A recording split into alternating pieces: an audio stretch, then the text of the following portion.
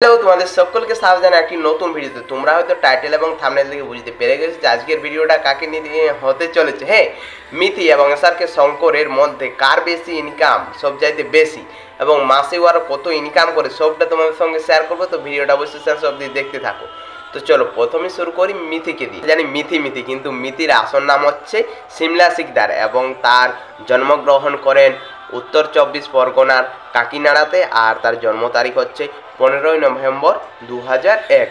তাহলে 2024 সাল ওয়াইজ মানে ওর জন্ম বয়স হচ্ছে 23 বছর এবং তার উচ্চতা হচ্ছে 5 ফুট 1 ইঞ্চি আর ওজন হচ্ছে 50 কেজি এবং তার চুল এবং চোখের রং হচ্ছে কালো আর তার পছন্দের খাবার হচ্ছে বিরিয়ানি আর এবং তার রঙের মধ্যে পছন্দ হচ্ছে কালো এবং নীল এবং গায়ের রং ফর্সা।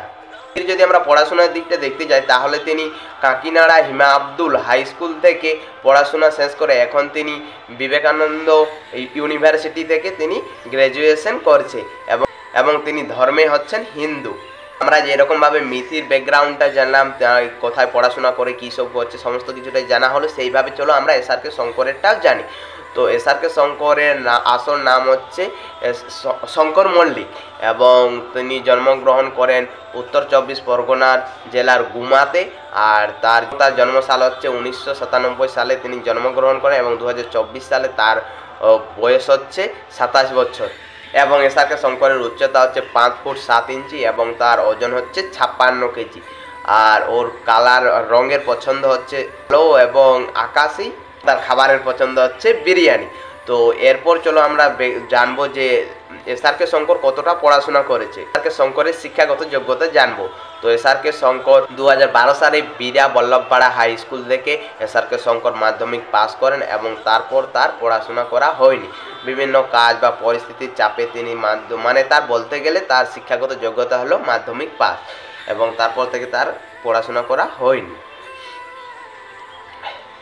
এবং এসআরকে শঙ্করের পরিবারে রয়েছে মা, বাবা আর বোন আর দাদা বৌদি এবং তার একটা ভাইজি রয়েছে। অন্যদিকে মিথির বাড়িতে রয়েছে দাদা বৌদি এবং তার মা। তো ওদের দুজনের মধ্যে আমাদের সমস্ত কিছু জানা হয়ে গেল। এরপর জানবো মিথি এবং এসআরকে শঙ্কর দুজনের মধ্যে কে বেশি ইনকাম করে। আমরা সকলে জানি যে অনলাইনে ইনকাম করা মানে যার যত ফ্রেন্ড ফলোয়ার যার যত বেশি সে সেই রকম ইনকাম করে। তাহলে এখন মিথি বা এসআরকে শঙ্কর দুজনেই অ্যাক্টিভ রয়েছে ইনস্টাগ্রাম, ফেসবুক এবং ইউটিউব, এর 3টা প্ল্যাটফর্ম থেকে ইনকাম করছে। তাহলে আমরা প্রথমে জানবো যে তাদের দুজনের মধ্যে কার ফ্রেন্ড ফলোয়ার্স কার সবচাইতে বেশি। যার যেরকম ফ্রেন্ড ফলোয়ার তার তেমনি টাকা ইনকাম। তো তারপরেও ওগুলো বাদও মানে স্পন্সার এবং ব্র্যান্ড প্রমোশনের মধ্য দিয়ে তারা ইনকাম করে। তো ফেসবুকে কার কত ফলোয়ার্স রয়েছে। তো এসআরকে শঙ্কর এটা হলো এসআরকে মল্লিক নামে যে পেজটা রয়েছে, তো সেখানে তার ফলোয়ার্স রয়েছে 1,74,000 মতো। এসআরকে মল্লিকে তার ফলোয়ার্স রয়েছে ফেসবুকে, মানে এখানে তিনি ব্লগগুলো আপলোড করে। অন্যদিকে ফেসবুকে ফলোয়ার্স রয়েছে 1,09,000 মতো।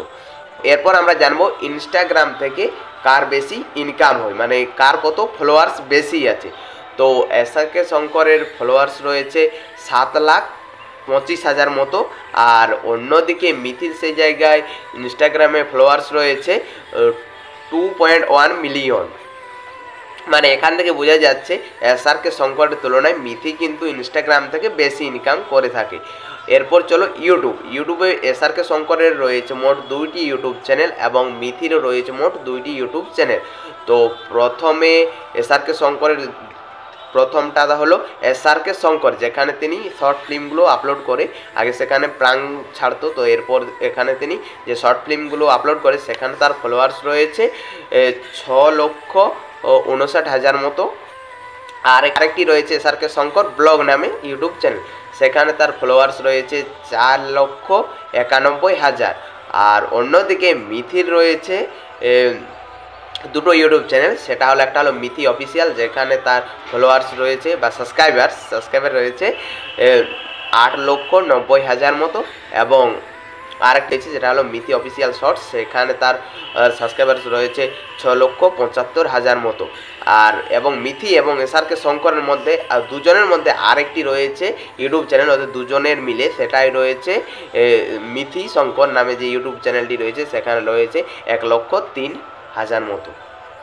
তাহলে এই দিক থেকে যদি ইউটিউবের দিক থেকে বলা যায় তাহলে সবচাইতে ফ্রেন্ড ফলোয়ার যেটা হলো সাবস্ক্রাইবার্স সবচাইতে বেশি রয়েছে মিথি।